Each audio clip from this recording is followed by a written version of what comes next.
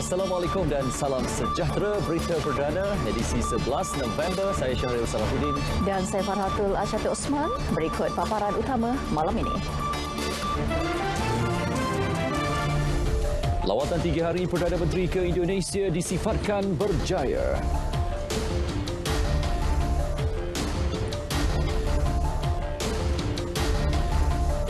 KKM kesan 48 lagi kes baru varian Delta.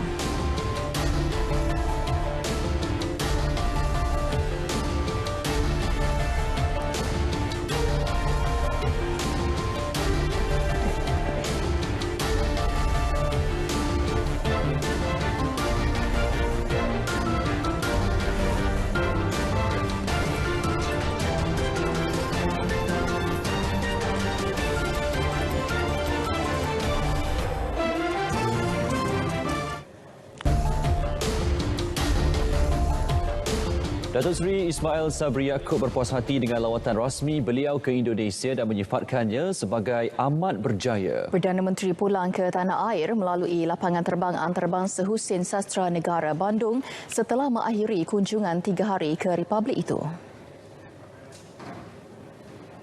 Saya sangat berpuas hati dengan lawatan saya ke Indonesia ini.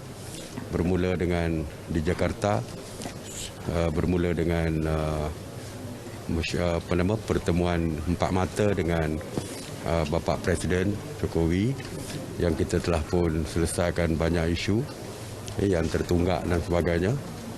Dan hari ini di Bandung, di Pindad ini juga mungkin kita akan mencapai sesuatu yang baik untuk kedua-dua negara. Dari segi kerjasama dalam bidang pertahanan, industri pertahanan. Kemuncak lawatan rasmi 3 hari Perdana Menteri ke Indonesia adalah bertemu dengan Presiden Joko Widodo di Istana Bogor. Antara yang dicapai menerusi perjumpaan tersebut adalah persetujuan kedua-dua negara melaksanakan koridor perjalanan melalui aturan koridor perjalanan TCA atau laluan perjalanan vaksinasi VTL. Kesepakatan itu menjadikan Indonesia negara kedua selepas Singapura yang melaksanakan aturan tersebut dengan Malaysia. Selain itu, Malaysia-Indonesia memeterai 2 memorandum persefahaman MOU sebagai satu lagi tanda hubungan baik yang lama terjalin. Perjanjian mengenai kerjasama dan bantuan bersama dalam perkara kastam dicapai buat pertama kalinya.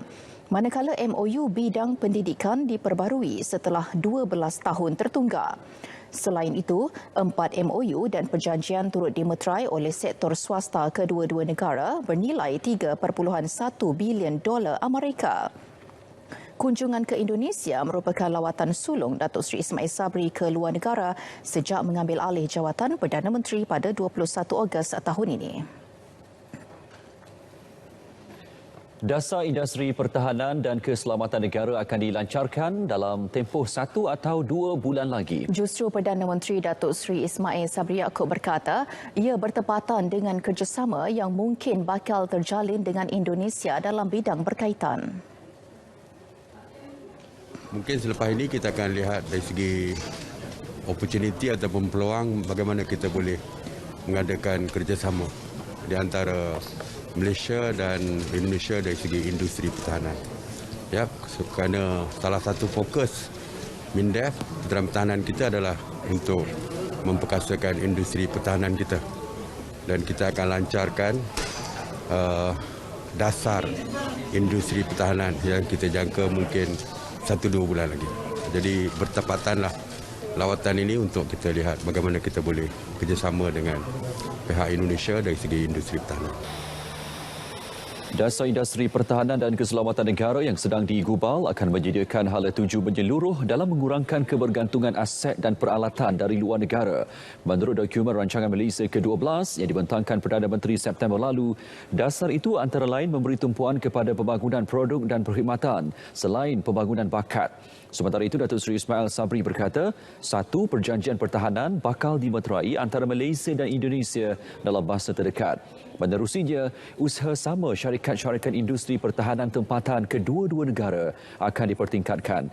Ia kini dalam perbincangan teliti oleh Menteri Pertahanan Datuk Seri Hishamuddin Hussein dan rakan sejawatannya Prabowo Subianto. Kementerian Kesihatan KKM hari ini mengesan 48 lagi kes baru yang dijangkiti varian membimbangkan VOC Delta. Jelas Ketua Pengarah Kesihatan Tan Sri Dr. Nur Hisham Abdullah, varian itu berjaya dikesan hasil kajian berterusan dijalankan Universiti Teknologi MARA UiTM.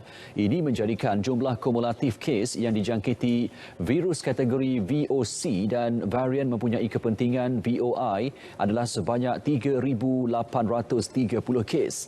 Menerusi satu kenyataan media, Tan Sri Dr. Nur Hisham menjelaskan penularan varian berkenaan membabitkan 3 negeri iaitu Pulau Pinang, Pahang dan Perlis. Dalam pada itu, Tan Sri Dr. Nur Hisham memaklumkan negara mencatat 6,323 kes baru hari ini. Perkara itu membimbangkan apabila negara mencatat peningkatan kes selama 4 hari berturut-turut, manakala sebanyak 5,337 kes sembuh direkodkan. Beliau juga mengumumkan pihaknya telah mengesan kluster baru melibatkan 6 negeri. Individu yang telah menerima janji temu bagi suntikan dos penggalak disaran tampil mendapatkan vaksinasi mereka. Menteri Kesihatan Khairi Jamaluddin berkata, ini memandangkan 40% individu yang telah diberi janji temu tidak hadir mendapatkan suntikan masing-masing. Vaksinasi dos penggalak di bawah program imunisasi COVID-19 kebangsaan bertujuan menguatkan imuniti dan tahap pelindungan individu terlibat terhadap COVID-19.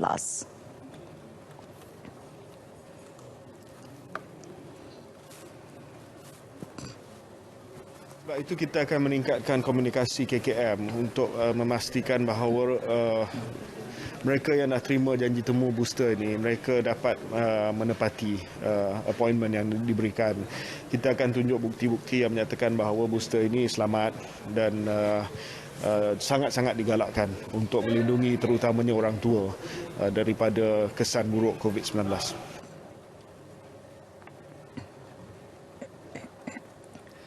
Dalam pada itu, menyentuh mengenai pilihan raya umum Dewan Undangan Negeri Melaka, Khairi Jamaluddin berkata pihaknya berpuas hati terhadap tahap pematuhan SOP melibatkan semua pihak. Namun, beliau tidak menafikan masih ada segelintir yang bersikap ingkar. Dan sebagainya. Dan apabila itu berlaku, susah untuk kita mengamalkan penjarakan fizikal, susah untuk keadaan yang tidak sesak berlaku. Dan sepatutnya mereka memahami dan mungkin mintalah supaya bila turun tu kurangkan pengiring sedikit. Bila saya turun saya kata tegasnya pemimpin politik perlu menunjukkan kepimpinan melalui teladan agar rakyat turut mematuhi SOP yang dikeluarkan. Beliau berkata demikian selepas menjadi tetamu program Selamat Pagi Malaysia.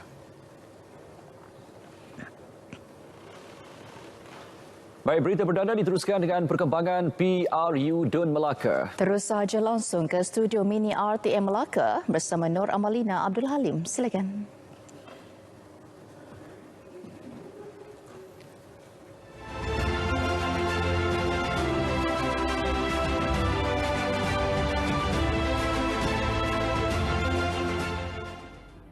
Terima kasih Syahril dan Farhatul. Pelaksanaan kempen PRU Dun Melaka secara norma baharu menyumbang kepada peningkatan jumlah capaian internet dan kesibukan rangkaian telekomunikasi secara keseluruhannya. Bagaimanapun, Suruhanjaya Komunikasi dan Multimedia Malaysia MCMC sudah bersedia untuk berhadapan situasi ini. Kita ikuti laporan yang disediakan wartawan Muhammad Ashraf Ishak.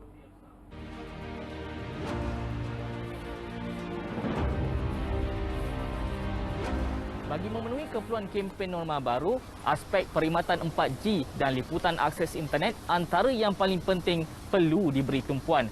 Namun, adakah akses liputan sedia ada ini sudah mencukupi bagi memenuhi keperluan semasa yang meningkat pada pilihan raya kali ini?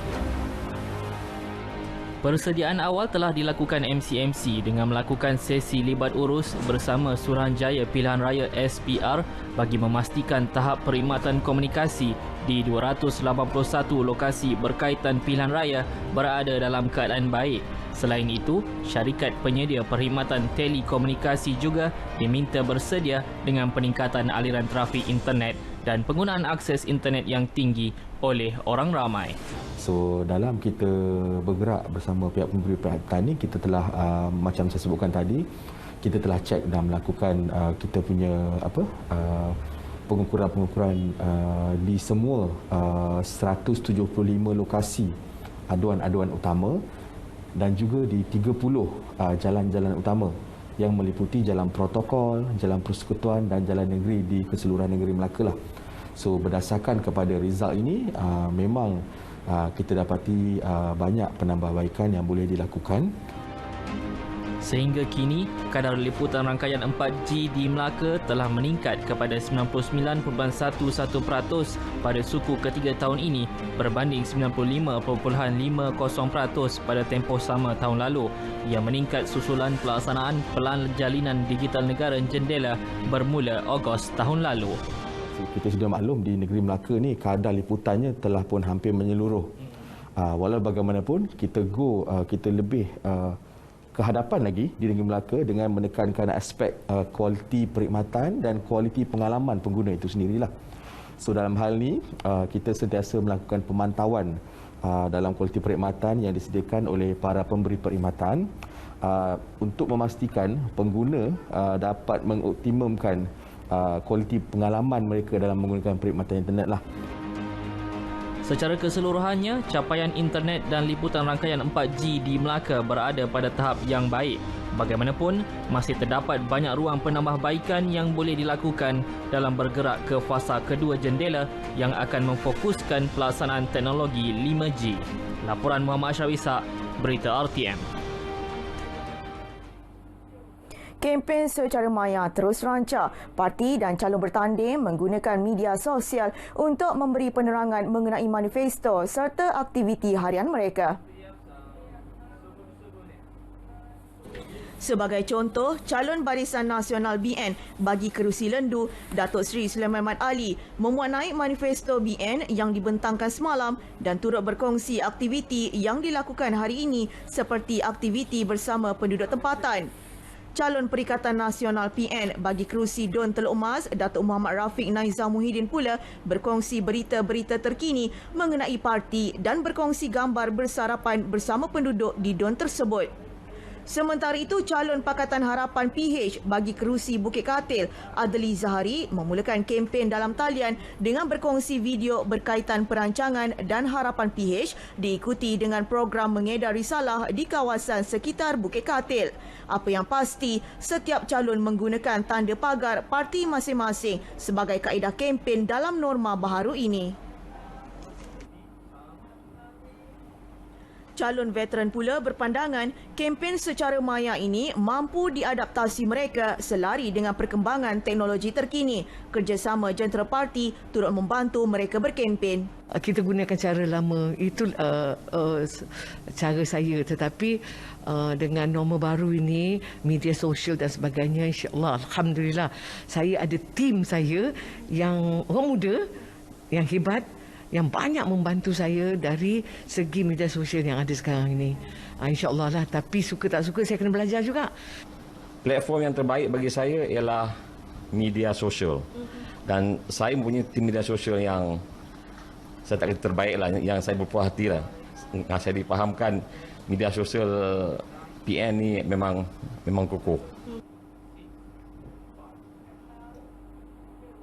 Kesediaan kerajaan untuk mempertimbang ruang kepada kesemua calon termasuk dari pembangkang berkempen menerusi saluran televisyen dan radio rasmi disambut positif. Cadangan berkenaan juga bukti demokrasi di Malaysia memberi ruang kepada calon menggunakan medium rasmi. Bagus juga. Jadi kita ada saluran yang tertentu yang boleh kita suarakan, di mana kebanyakan rakyat kita buka TV kan. Jadi dia orang boleh nampak dari situ. Dan ada sekatan-sekatannya sikitlah. Alhamdulillah, kaedah mempromosikan atau memperkenalkan calon melalui siaran televisyen itu juga salah satu kaedah untuk sebagai daya tambah. Daya tambah kepada kaedah mempromosikan calon dalam musim kempen ini. Dan kita mengalu-alukan supaya dapat dilaksanakan segera Jadi kita boleh menjimatkan banyak benda sebenarnya daripada kos rakyat nak beli data untuk nak dengar, nak tengok YouTube, nak tengok dalam keadaan COVID, pendapatan mereka terganggu, terjejas. Semalam, Menteri Komunikasi dan Multimedia Tan Sri Anwar Musa memaklumkan perbincangan akan diadakan dan keputusannya akan diumumkan dalam tempoh terdekat. Majlis Bandaraya Melaka Bersejarah MBMB komited dalam usaha menyelesaikan masalah banjir. Menurut Dato' Bandar MBMB, Dato' Zainal Abu, rumah pam air di Taman Rambai Jaya sedang dibina dengan kos RM1.18 juta.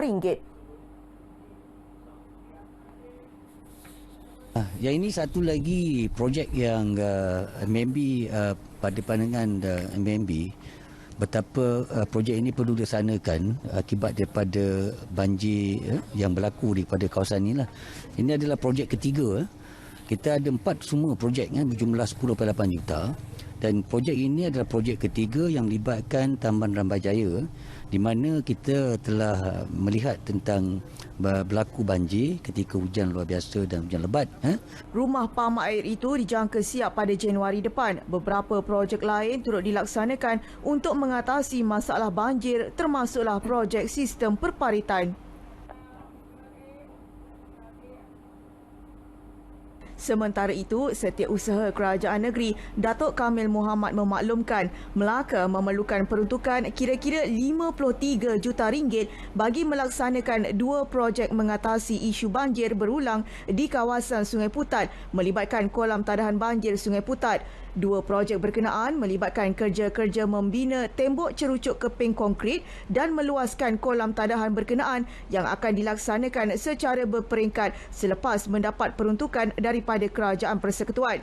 Setakat ini, kerajaan negeri telah meluluskan RM500,000 bagi membina tembok cerucuk keping konkrit sepanjang 72 meter di tepi kolam tadahan berkenaan dengan ketinggian 0.5 meter sebagai pendekatan jangka pendek mengatasi isu berkenaan dan dijangka siap Disember ini.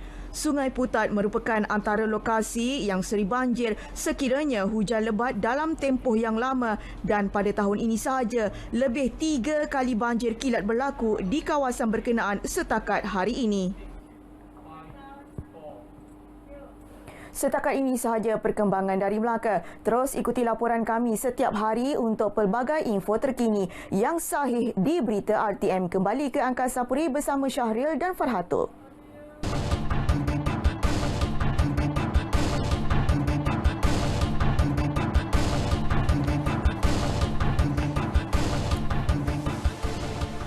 Sepanjang September hingga Oktober lalu, 187,690 usahawan dan koperasi yang terjejas akibat pandemik COVID-19 telah menerima bantuan pembiayaan termasuk moratorium.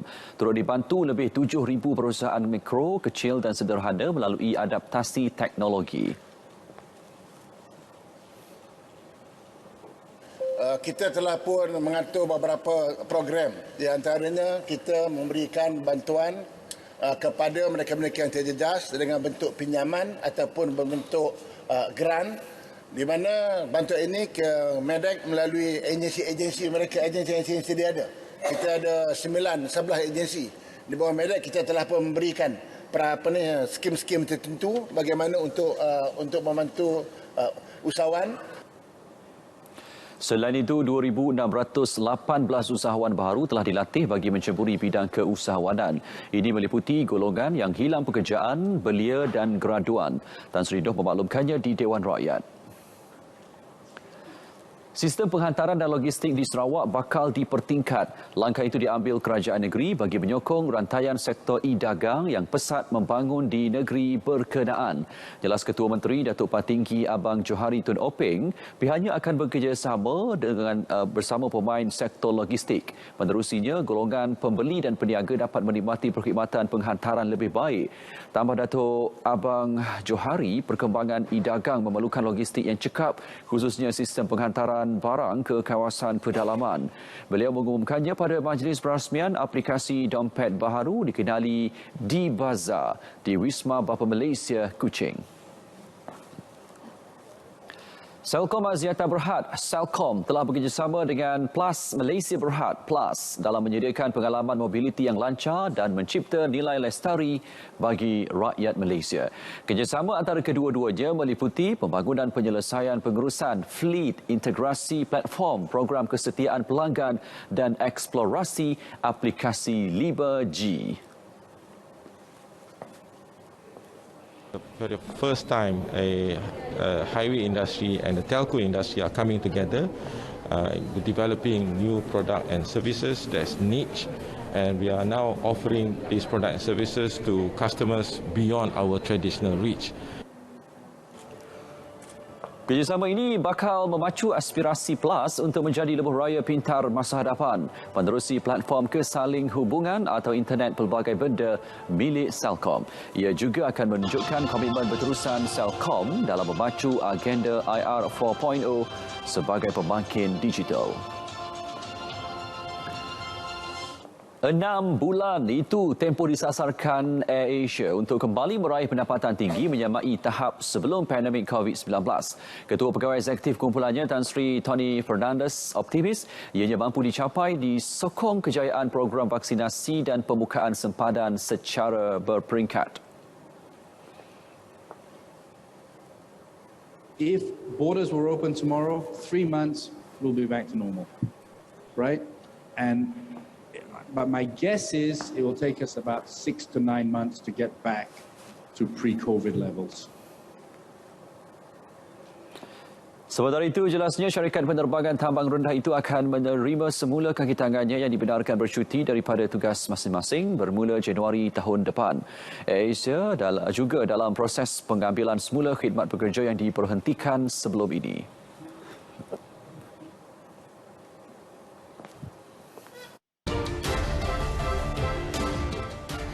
Majlis Pemulihan Negara MPN mencadangkan agar sempadan negara dibuka kepada pelawat antarabangsa selewat-lewatnya pada 1 Januari tahun depan.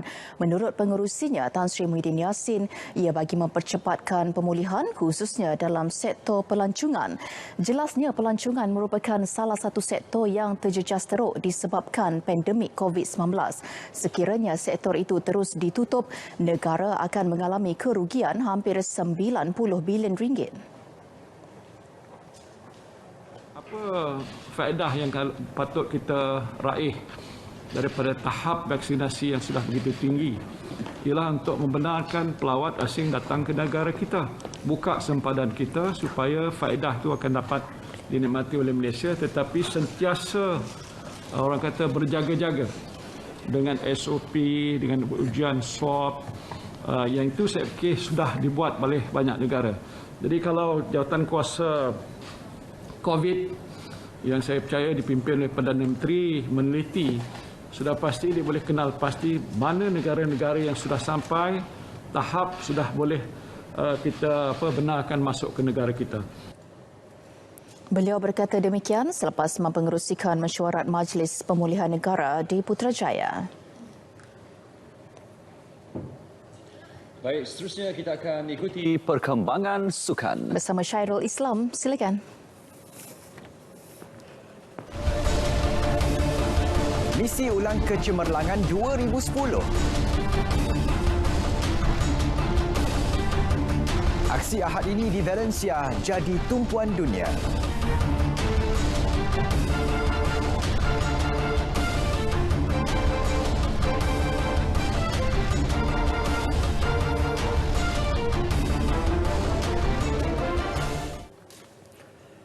Assalamualaikum, salam sejahtera bersama saya Syairul Islam dalam edisi Sukan. Misi layak ke final Piala AFF Suzuki 2020 akan menjadi fokus utama buat skuad bimbingan Tan Cheng Ho. Menurut Timbalan Presiden Persatuan Bola Sepak Malaysia FM, Datuk Muhammad Yusof Mahadi, sudah tiba masanya Malaysia membawa pulang piala berprestij itu selepas kali terakhir melakukannya pada 2010.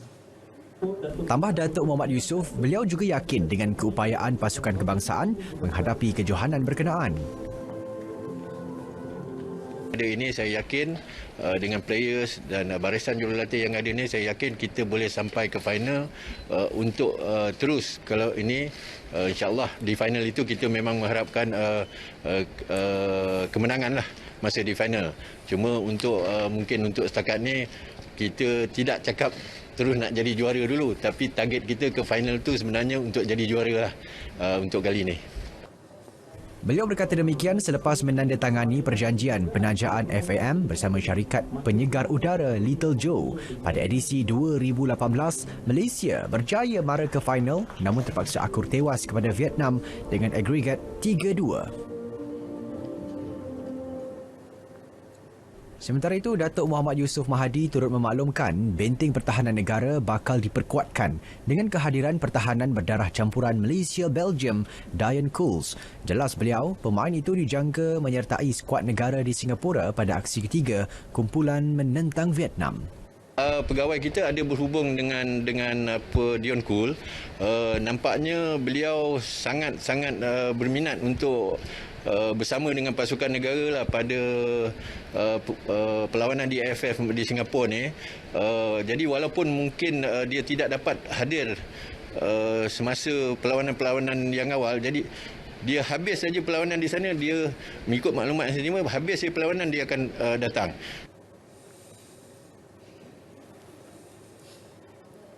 Persatuan Bola Sepak Malaysia FAM mendapat lampu hijau untuk membida tuan rumah pusingan ketiga kelayakan Piala Asia 2023 yang dijadual berlangsung pada Jun 2022. Kebenaran tersebut diberikan oleh Kementerian Belia dan Sukan KBS. Setiausaha Agung FAM Muhammad Saifuddin Abu Bakar berkata, saingan kelayakan tersebut akan memberi kelebihan kepada Malaysia berikutan beraksi di laman sendiri.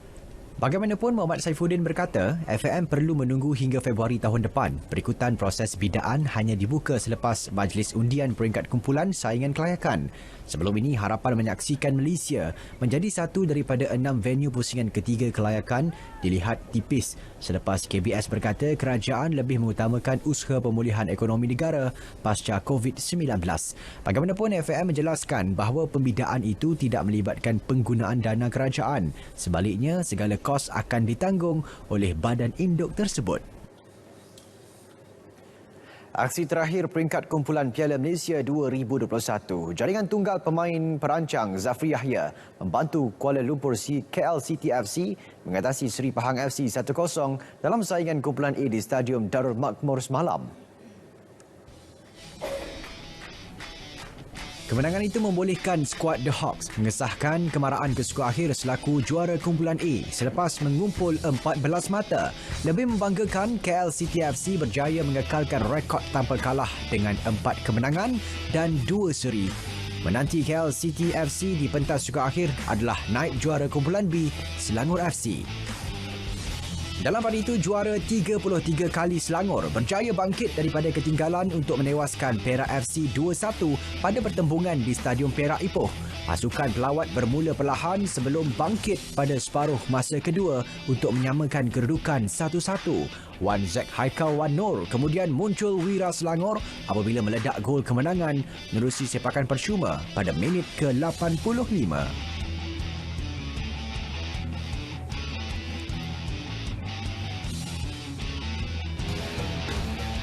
Sementara itu, juara kumpulan B menjadi milik Terengganu FC TFC biarpun sekadar seri 1-1 menentang Kuching City FC di Stadium Negeri di Kuching. Sebagai juara kumpulan, TFC yang mengumpul 16 mata hasil 5 kemenangan dan 1 seri akan membuat perhitungan menentang Sarawak United FC di suku akhir.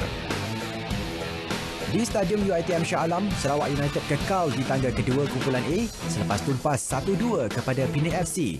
Gol tunggal Sarawak United diperoleh menerusi Kristi Jaya Silen pada minit ke-7, manakala 2 gol Penang FC dijaringkan oleh Muhammad Jafri Firdaus Chiu pada minit ke-12 dan Muhammad Amir Azhar pada minit ke-43. Kejohanan Hoki Trofi Juara-Juara Asia Lelaki 2021. Malaysia dijadual memulakan kempen kejohanan menentang tuan rumah Bangladesh pada 14 Disember ini di Dhaka. Perkara itu dimaklumkan Persekutuan Hoki Asia AHF menerusi undian yang diumumkan pada hari ini. Selain Malaysia dan Bangladesh, kejohanan yang akan berlangsung pada 14 hingga 22 Disember ini turut disertai Pakistan, India, Korea Selatan dan Jepun. Skuad kebangsaan akan berdepan cabaran getir menentang India pada 18 Disember dalam misi memburu slot ke perlawanan akhir. Kejohanan bakal berlangsung menggunakan format Liga Sepusingan yang menyaksikan juara dan naib juara akan bertemu di pentas akhir pada 22 Disember. Sebelum ini, kejohanan berkenaan telah tertunda sebanyak 3 kali susulan ancaman pandemik COVID-19.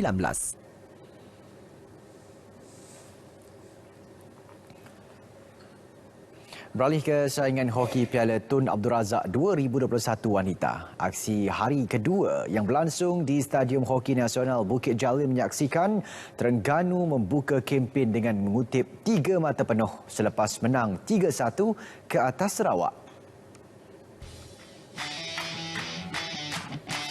Gol pertama Terengganu dijaringkan menerusi pukulan sudut penalti Siti Azlinda Atan pada minit ke-10 sebelum Sarawak menyamakan kedudukan juga menerusi set piece yang sama daripada Suhaila Sata pada minit ke-37. Bagaimanapun, Terengganu kembali di depan hasil jaringan sudut penalti Auni Atikah Gani pada minit ke-38 sebelum melengkapkan kemenangan hasil gol padang Nurul Farah Wahida Marzuki pada minit ke-50. Sebenarnya kalau kita tengok daripada game tadi, budak-budak saya lah, mungkin kita akan tambah dari segi macam fitness sikit lagi. Basic pun ada macam kurang sikit. Kadang-kadang lalas macam yang 5 minit lah, so dah macam ada macam pancit sikit. Kemenangan ini menyaksikan pasukan dari Pantai Timur itu menduduki tangga kedua kumpulan, terikat 3 mata dengan pendahulu Pulau Pinang.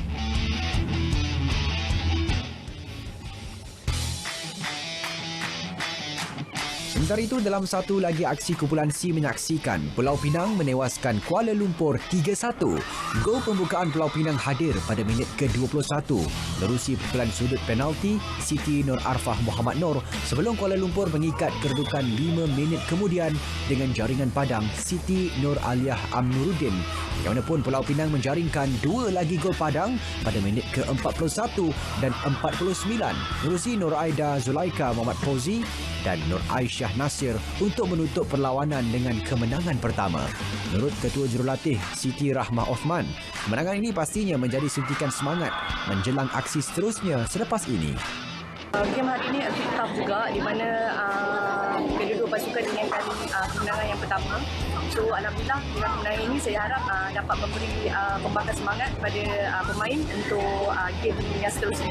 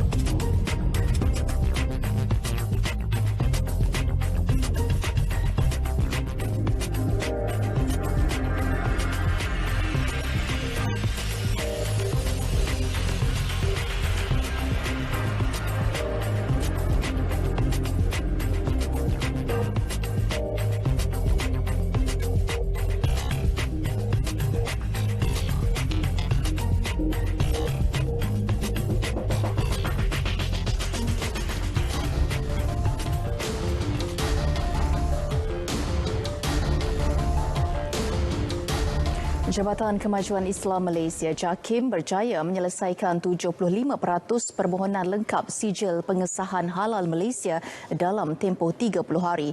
Ia melibatkan permohonan yang tidak mempunyai teguran audit.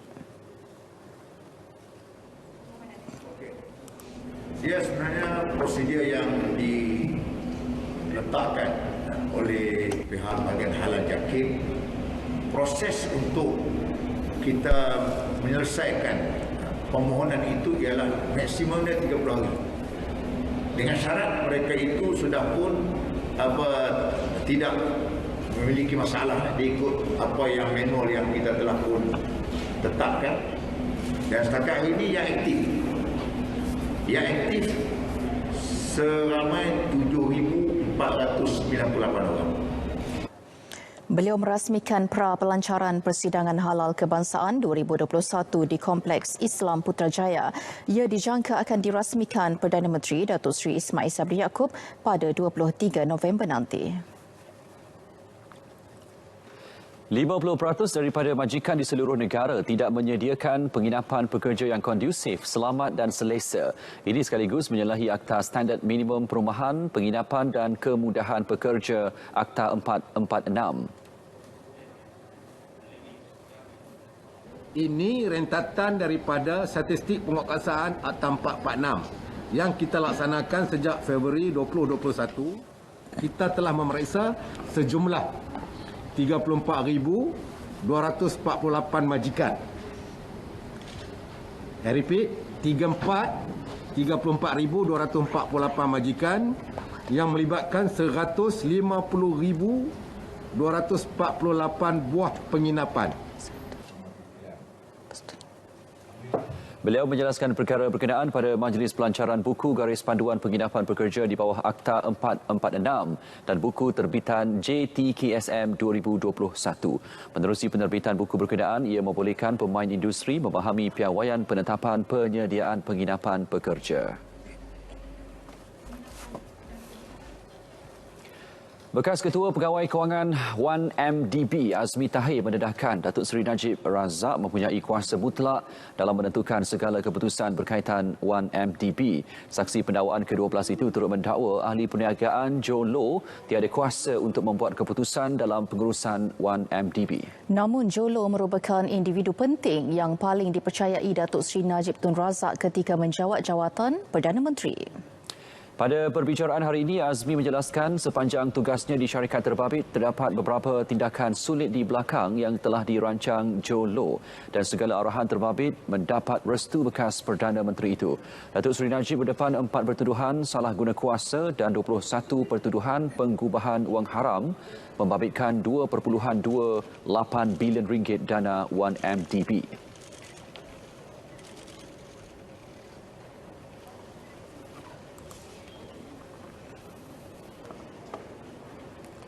Ini pula kes seorang jurutera syarikat perunding pembinaan mengaku bersalah atas dakwaan memalsukan tanda tangan dokumen 7 tahun lalu. Hakim Azra Alwi menjatuhkan hukuman denda RM40,000 ke atas tertuduh dan dipenjara 6 bulan sekiranya gagal membayar denda.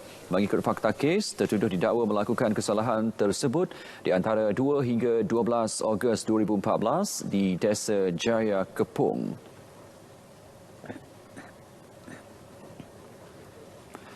Agenda Nasional Malaysia Sihat ANMS yang dilancarkan hari ini merupakan persediaan bagi keluarga Malaysia mendepani fasa endemik COVID-19. ANMS merupakan pakej kesihatan yang diteliti, dirancang dan diperkenalkan melalui Kementerian Kesihatan dan disertai secara langsung oleh Kementerian Perumahan dan Kerajaan Tempatan. Jelas Datuk Seri Ismail Sabri, agenda itu dilaksanakan untuk tempoh 10 tahun bermula tahun ini hingga 2030.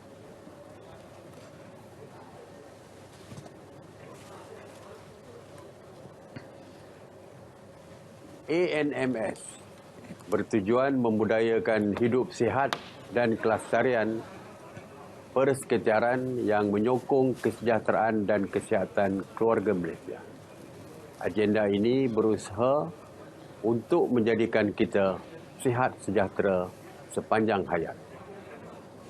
Kerajaan memberi jaminan untuk terus komited menyediakan peruntukan yang mencukupi bagi memastikan ANMS dapat dijayakan dan memberi manfaat sepenuhnya kepada keluarga Malaysia.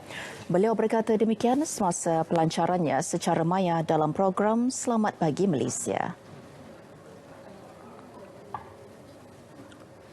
Baik, sementara itu bagi menjayakan ANMS, kerajaan telah merangka hala tuju strategi dan inisiatif melibatkan semua pihak NGO dan swasta sebagai rakan strategik. Justru 4 teras utama meliputi 10 strategi dan 24 inisiatif telah diperkenal.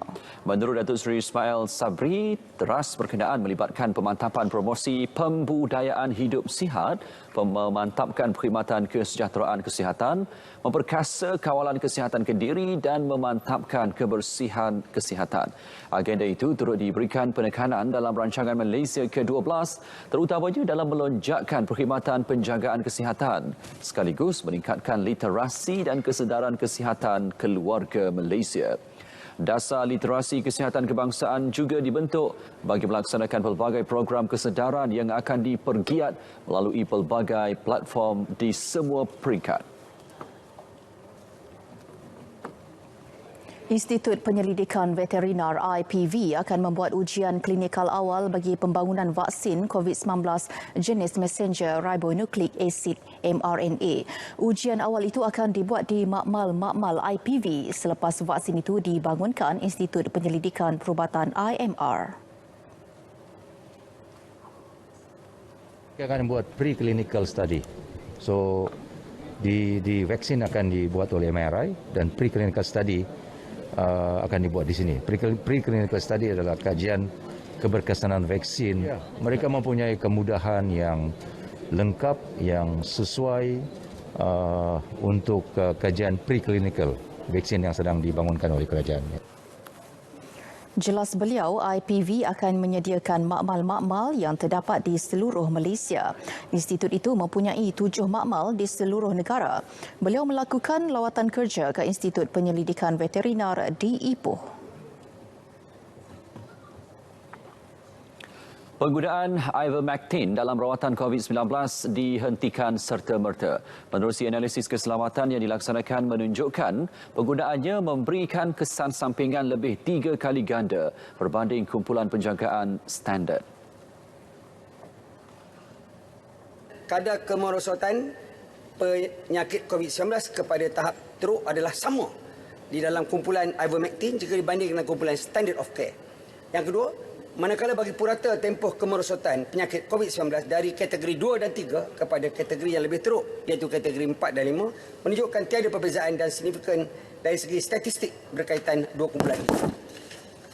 3. Tiada perbezaan ketara didapati dari segi kemasukan ke ICU, penggunaan alat bantuan pernafasan mekanikal, pemulihan simptom, parameter ujian darah dan resolusi imbasan X-ray dada.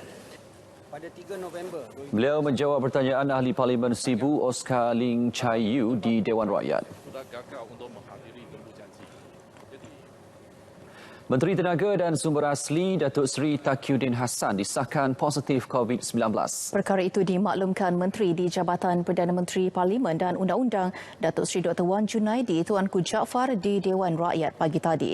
Datuk Seri Taqiyuddin pada awalnya dijadual hadir ke Parlimen bagi menjawab soalan berkaitan usaha kementeriannya dalam mengatasi isu kepupusan harimau Malaya. Soalan ketiga pada sesi pertanyaan-pertanyaan Menteri itu dibangkitkan ahli Parlimen Kemaman Cik Alias Hamid.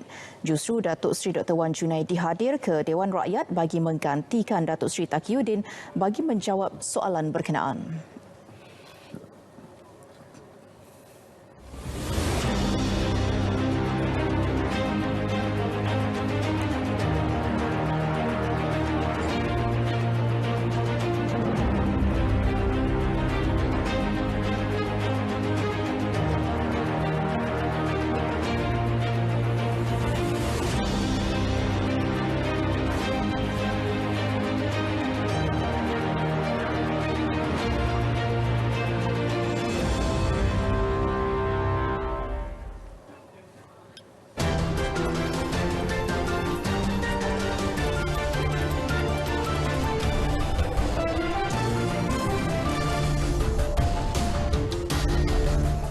Rakaman bapa saudara menarik lembut tangan anak buahnya ketika majlis pertunangan berlangsung baru-baru ini mengundang sepak orang ramai.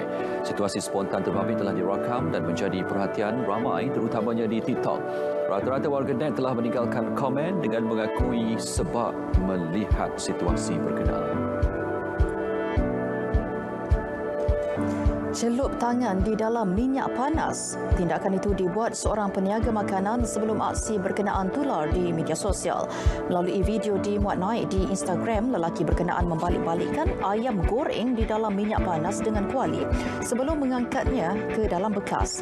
Ia nampak hebat, tetapi sebenarnya dikritik pengguna media sosial kerana mengabaikan soal kebersihan dan pemakanan.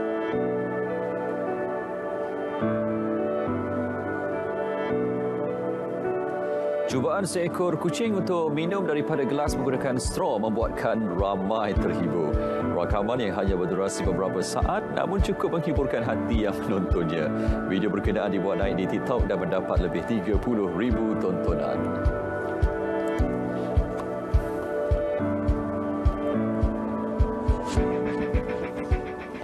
Baik, berita perdana 11 November berakhir di sini. Terus amal kawalankan diri, lindung semua kerana kita, keluarga Malaysia. Yang sahih di berita RTM. Assalamualaikum. Salam sejahtera.